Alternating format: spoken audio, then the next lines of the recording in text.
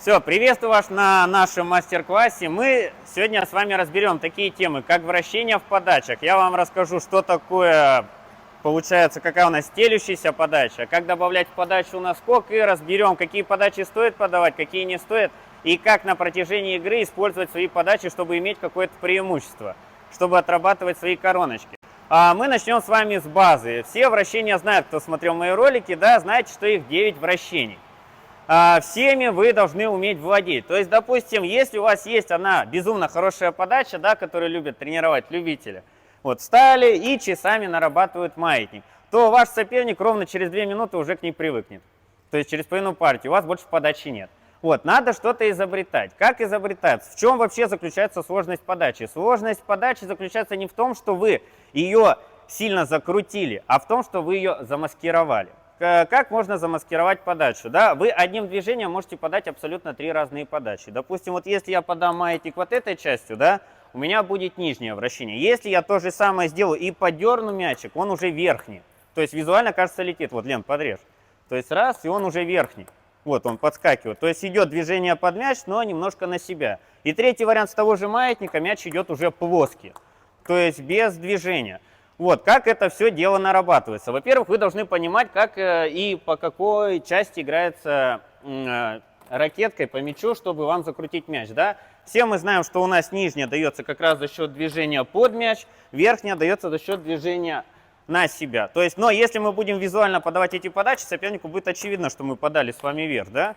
И как я могу его визуально обмануть?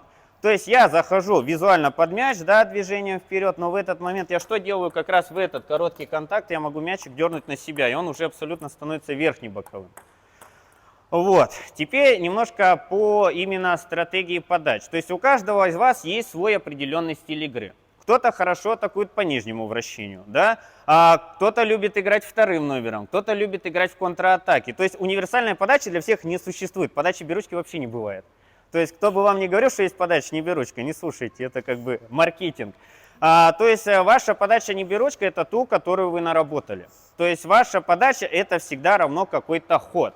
Если вы пытаетесь выиграть подачей очко, это больше бонус, нежели сама цель подачи. То есть, я подаю подачу для того, чтобы мне пришел какой-то удобный мяч. Да? Если я подаю не сбок короткий, какую я подачу в этот момент решаю? Вот для чего мы вообще подаем короткий не сбок? Вот кто? Продолжить, а мне могут коротко ставить. Я не продолжу. Во-первых, боковое дается, да, чтобы мне в определенный диапазон могли вернуть. Да? То есть боковое вращение, оно имеет свойство немножко поворачивать под определенным углом. То есть если я подаю вот эту подачу, вот будучи левшой, у меня диапазон, куда мячик, раскручивается сюда. Соответственно, я подавая вот эту подачу, как левша, с этого угла, я знаю, что мяч пойдет сюда, и я уже, соответственно, заранее готовлю атаку. Вот, это идут наработки. Соответственно, если мне надо сыграть слева, да, по мячу, я подачу поменяю именно конкретно вращение. Раз, и Лена мне уже направит мячик, который раскручивается мне в эту сторону. То есть еще смотрите, в чем фишка боковых вращений. Многие подают сильно крученную подачу и не могут после нее сделать ход. Знакомо, да, всем? Смотрите, объясню фишку, которую многие не показывают. В чем прикол? То есть, когда я подаю боковую подачу, Лен, подставь ровно подачу. То есть, смотрите, если я подам верхнюю, смотрите, мяч как отскакивает нам? Он летит прямо. Если я подаю, допустим, вот это, как у левши у меня, правое боковое, отбей на стол, пожалуйста. То подставь, то отбей. Вот, смотри. Вот, если Лена подставляет, то вот это вращение, которое отскочило, да, мое боковое, оно куда летит сейчас? Я возьму. Оно поворачивает в сторону. И, соответственно, если я выйду играть как по прямому мячу, у меня что будет? Мячик, вот конкретно вот этот, улетит куда от меня? В сторону. То есть, вот, Лен, принимаю. Вот, если я выйду как обычно, да, по верхнему мячу, раз, вот, и мячик мимо меня пролетает под рукой. Вот, если я подам другое боковое вращение, мячик отскочит уже в эту сторону. То есть вы всегда должны это учитывать. То есть если вы мимо мяча мажете, вот допустим маятник, у нас какое вращение? Левое боковое. Вот, Лен, подставь, вот куда он раскручивается. То есть он у нас с вами раскручивается после отскока. Отбей, пожалуйста. Отбей сюда. Вот. То есть смотри, отбиваешь, и он после отскока поворачивает в правую сторону. То есть вы, когда подаете маятник влево, вам его будут тыкать влево, да, потому что у всех привычка слева налево играть. Но он сюда влево вам не придет конкретно. То есть если игрок вам его толкает сюда, вы уже автоматом должны не отсюда играть, а в любом случае смещаться после отскока мяча. Вот этот фактор всегда надо учитывать. Следующий момент, как тренировать подачу. Да? Какие у нас есть параметры у подачи, кто знает? Александр, ваш выход. Да. Скорость, высота, еще что? Направление, длина, вращение. Топ. То есть, смотрите, вы должны владеть всеми 5 параметрами подачи. Да? Это высота, длина, направление, вращение и скорость контролировать. Зачем это надо? Во-первых, скорость для того, чтобы вы всегда могли сломать ритм игры. То есть, допустим, если я игру подаю вот эти быстрые подачи, да, все время, он уже привыкнет, будет спокойно подставлять. Но если я ему подам ту же самую вот из простых подач более медленно, ему уже будет трудно, ему надо будет переключиться. Он привык к одной скорости, ему надо переключаться, да. Потом по длине. То есть если соперник, я подаю линию, Ленина атакует. То есть если я подаю заведомо длинную подачу, я знаю, что то есть мне раз 10 из 10 мячей заколачивают. Соответственно, я вначале, я человек не глупый, я попробую подать Лене влево. Вот. Если Лена мне и слева заряжает, да, я такой, так, надо что-то менять. Соответственно, я сразу же меняю длину игры, короткие. И Лена уже может даже хорошо принимать коротко, и после этой короткой подачи она уже может по длинному не сыграть. То есть я ее подтянул, раз, и она уже там ошибется, либо вернет пассивно. То есть короткая подача, она носит стратегический характер. Во-первых, вы обезоруживаете своего оппонента, заставляете его вернуть пассивно. Если вы, конечно, ему дадите вверх-бок, то более опытный игрок, да, 300+, он, скорее всего, будет вам его скидывать. И тут надо уже уметь либо контратаковать, либо не подавать вообще боковую подачу. Потому что все, что боковое, оно сбрасывается. Поэтому подается либо простая плоская, либо нижняя. Вот, это с этим моментом. Дальше, получается, длина направления. Позиционный игрок, допустим, вы всегда, когда подаете подачу, вы должны четко отслеживать, где стоит ваш соперник. И какая у него доминирующая сторона. Допустим, если Лена, вот как правило, вот все насмотрятся роликов, они вот знают, что вот надо стоять вот здесь. Все, они все стоят здесь, вот 99%. Вот, а зачем стоят, сами не знают. То есть, допустим, если я плохо двигаюсь, да, мне вот сюда вставать не надо. Я чуть-чуть смещусь сюда, потому что я как бы здесь плохо играю, здесь держу зону. Второй момент, если вы играете против левши. Вот все возмущаются, левши закрывают руки, леворукие и криворукие нас как обзывают. Вот, то есть мы встаем вот так вот, и если правша стоит там, визуально не видно подачу. То есть, но она на самом деле чистая. Вот, и то есть, когда ты выходишь играть против левши, тебе в любом случае надо смещаться в середину, чтобы ты увидел как раз-таки, как подают. Это вот этот момент. Вот, если Лена стоит там глубоко, и Лена плохо играет справа, я могу Лене подать вот спокойно по направлению в другую сторону. То есть я подачей должен ее всегда смещать. Если вы подаете свою хорошую подачу, ну, Лен, понимаю, то есть вы подаете там, где находится игрок, ну, справа, может, слева. Где находится игрок, это как бы подача неэффективная, к ней очень быстро адаптируется. Вы подачи в любом случае должны сместить. То есть игрок стоит в том углу, да, вы ему подали поглубже вправо, чтобы он сместился, вы в какой-то момент начинаете выигрывать. Вот, когда вы прикормили игрока, то есть как работает наш мозг, мы то есть поняли, ага, Петя хочет обмануть Васю, он ему 50 подач туда загрузил. Вася такой, ну все, сейчас я ему оттуда дам. И мы в этот момент переводим уже в другую сторону. Соответственно, игрок на автомате дергается, мяч в другую сторону, мы его как бы растянули. Все, следующий момент, когда мы его прикормили каким-то длинным подачам, мы ему начинаем давать короткие. Вот, а высота подачи очень важна в том, что вы можете очень сильно крутить подачу, но она у вас вот так подскочит, и по ней можно спокойно завершающий удар сделать. Без затруднений.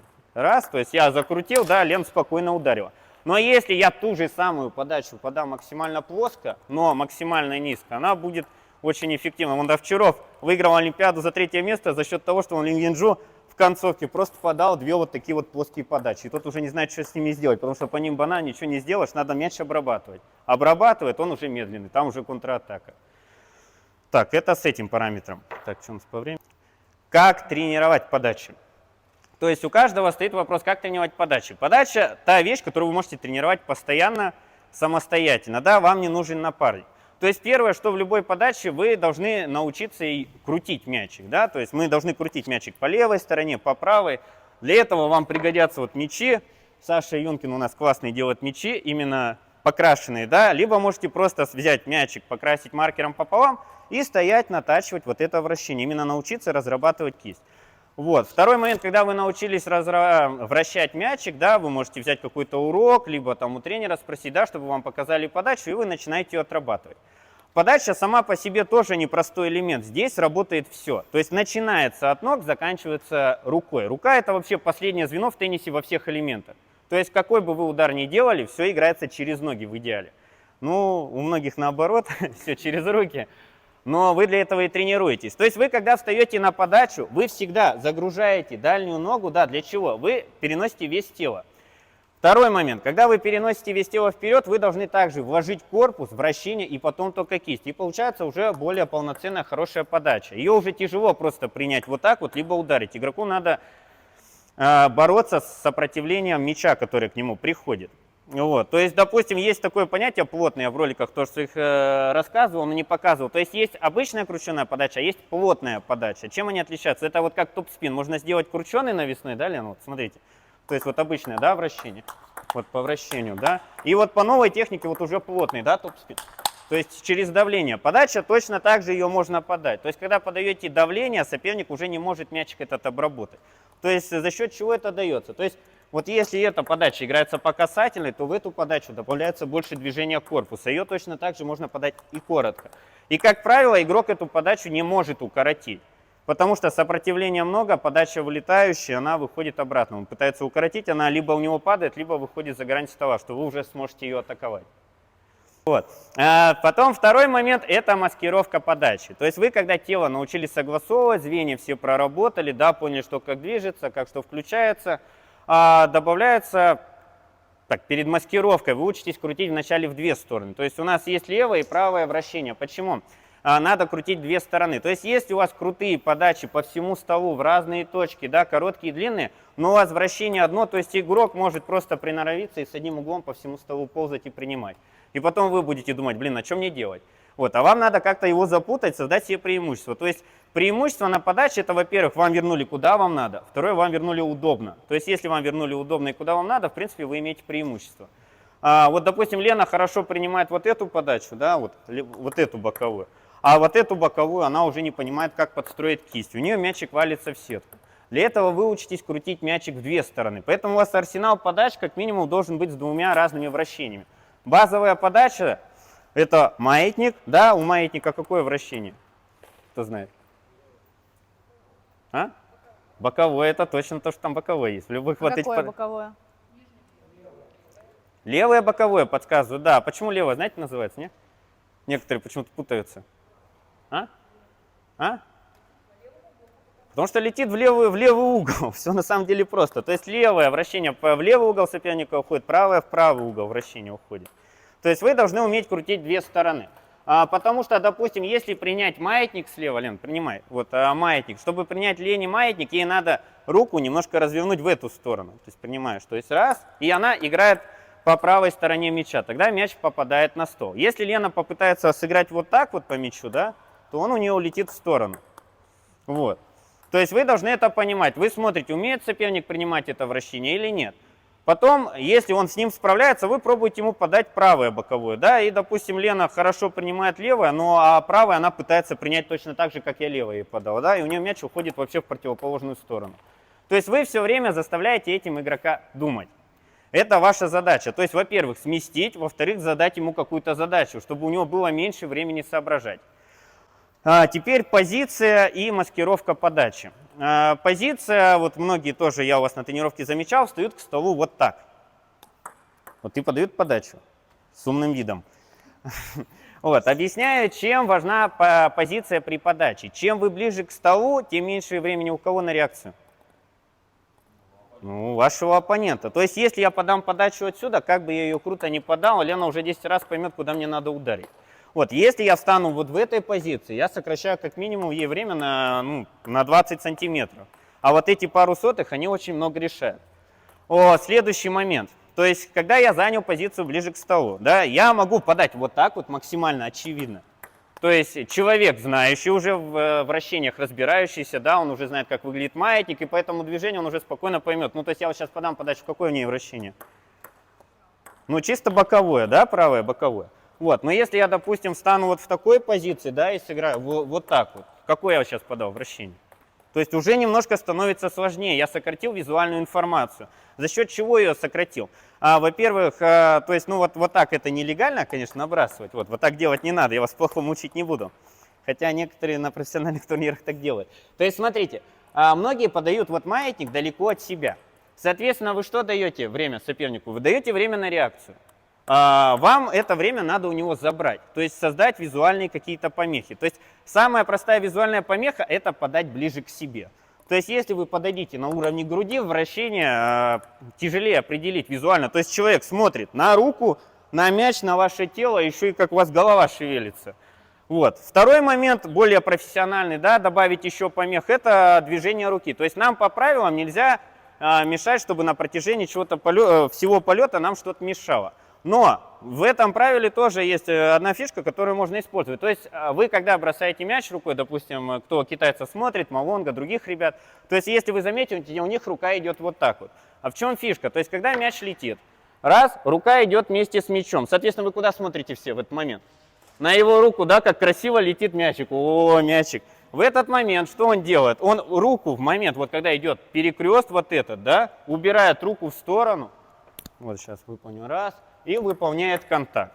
То есть, если вы посмотрите на профессионала, 90% делают именно вот так. То есть, идет рука, раз, и резкий контакт. Вот, многие еще притоптывают это как раз именно, чтобы добавить чуть-чуть резкости. Вот кто-то придумал, что типа, чтобы вращения не было слышно, но это так, прикол больше. То есть, вот, это второй момент. Третий момент, именно немножко разворачивать корпус. То есть, если я встану вот так вот и подам вот так вот, ну, это тоже будет видно. Соответственно, я когда стою на подачу, я развернулся. Вот, раз, я подал, развернулся во время подачи. Вот, вложил все тело, подброс, сохранил какую-то информацию. Следующий момент, когда вы научились конкретно подавать какую-то подачу, вы можете использовать визуальные финты. Что значит визуальные финты? То есть это вы когда от одного движения пытаетесь сделать еще одно другое в противоположную сторону. То есть можно подать маятник так, и я, допустим, вот как игрок более опытный, я пойму, что мне подали подачу с этим вращением. Но если мне человек подает вот так, раз, и потом он еще какое-то положение запястья меняет, да, после контакта. Еще раз. 1000 лет подачи не тренировал. Раз. И все, и мне уже тяжело, да. Есть подачки, получается, двухсторонние, то есть можно маятник подать. Вот получается правое боковое, да, тем же самым движением я подал уже другое боковое вращение. То есть вы должны с этим уметь играться. Так, у нас осталось немножко. Расскажу про эффект мячи. То есть у вас, как в понимании, есть вращение обычное, да, стандартное, верхнее, нижнее, плоское. Но есть еще немножко свойства мячей. Вы иногда играли с игроками, вот, который подает игрок, раз, у вас постоянно прыгает на ребро. Бывало такое у кого-то? Не подавали вам такие подачи? То есть эти подачи называют лягушки в обиходе. В чем их фишка? То есть я могу подать вращение верхнее, оно полетит вот так поступательно, а могу подать второй вариант с поддергиванием, оно будет напрыгивать во время. То есть в чем фишка? Подача летит медленно, раз, но в момент отскока она как раз таки резко ускоряется именно за счет того, что я дал туда очень сильное вращение. То есть так создается этот эффект. Как его можно натренировать? То есть вы берете спокойно мячик и вот учитесь на себя дергать вот так, чтобы у вас летел мяч. Раз, вот именно это свойство надо разработать, а потом вы уже выстраиваете это в конкретную подачу.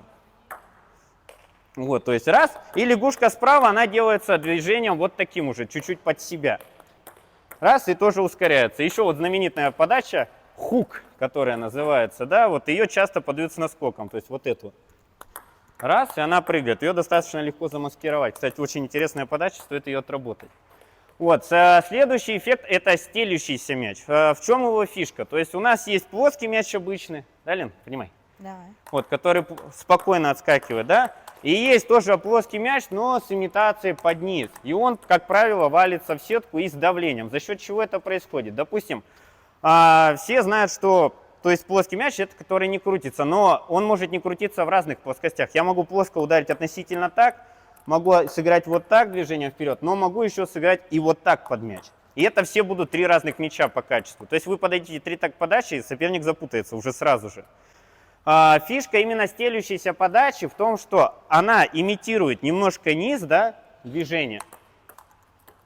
Она летит точно так же по высоте, она точно так же затормаживает, но у нее фишка в том, что она не крутится.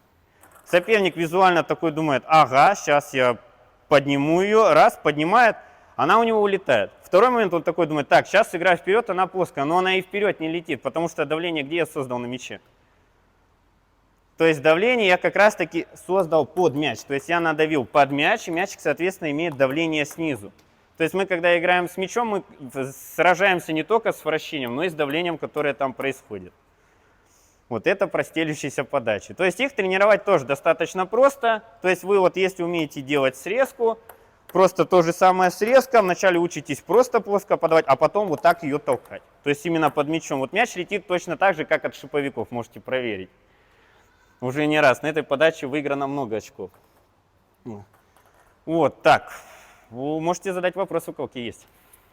Давай, Саша.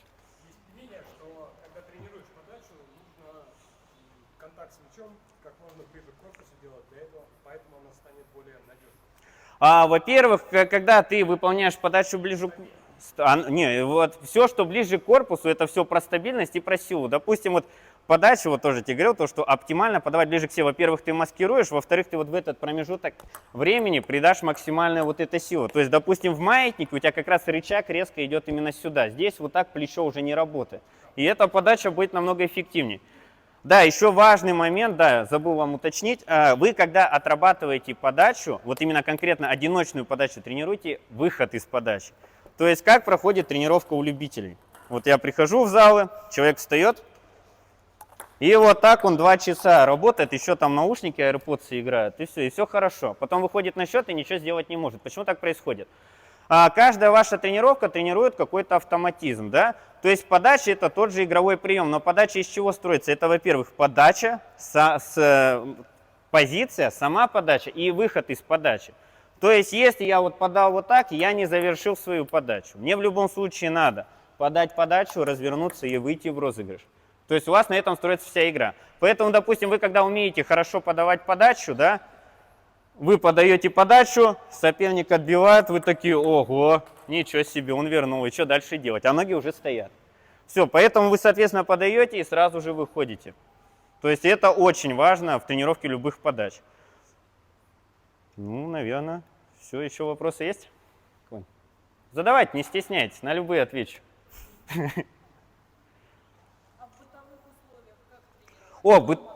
О, хороший вопрос. Смотрите, я, кстати, колесико взял для этого. Смотрите, во-первых, можно взять себе какой-нибудь тренажер. Вот именно в бытовых условиях, что вы можете, какие параметры наработать? Во-первых, вы можете наработать технику, поделать имитацию зеркала. Зеркала нет, можете снять это на камеру.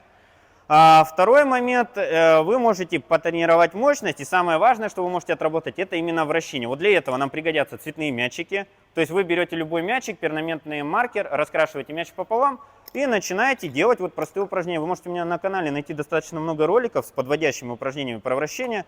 Вот, и просто вот так вот бросать. Да, вначале на месте, потом эти упражнения делаются сильнее, чтобы мяч полетел. И просто стоять часами в диван, подавать их. Все, вам ничего не мешает и никто не ограничивает. Любую подачу вы должны научиться во всех плоскостях вращать. Вот. Также еще помогают тренажерчики, наши любимые колесики.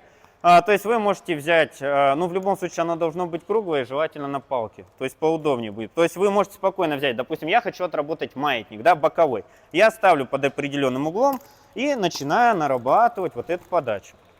Вот. Если мне надо нижний боковой, я ставлю под более острым и учусь раскручивать мяч. Вот, поролоновое колесо, многие спрашивают, портит ракетку? Нет, оно ракетку не портит, вы быстрее ее портите тем, что вы ее не моете после тренировки.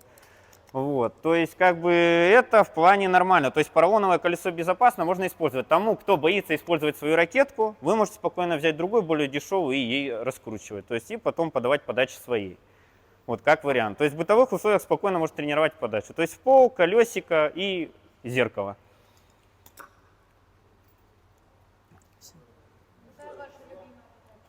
Моя любимая подача — обратка, королева всех подач.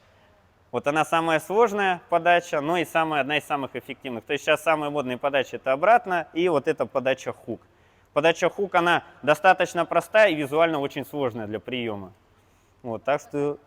Ну, показать вон. То есть это вот это вариант. Это вот, которые братья Лебруны сейчас любят подавать. То есть раз, вот из этого варианта. То есть вот это боковая. Вот, а вот это нижнебоковая. То есть визуально достаточно, если они в скорости подаются, достаточно тяжело определить. Ну и мало визуального контакта на приеме. А? Обратно это вот такая подача. Давай, Вань. А? Обратку у меня тоже есть на канале ролик про обратку, можешь посмотреть. То есть берется также вот упражнение, вот на пол, да, я беру и вот начинаю разрабатывать вот так вот запястье. То есть раз, и учусь, чтобы он крутился. То есть самое сложное это научиться нижнюю подавать. Боковую научиться легко. То есть встанешь сразу с первого раза, вот так вот сделал кистью, он у тебя полетел. А вот низ именно сложно координационно, то есть надо вывернуть кисть и четко сыграть под мяч. То есть вот поделать упражнение, почувствовать, а потом уже на столе выстраивать. Все, заканчиваем.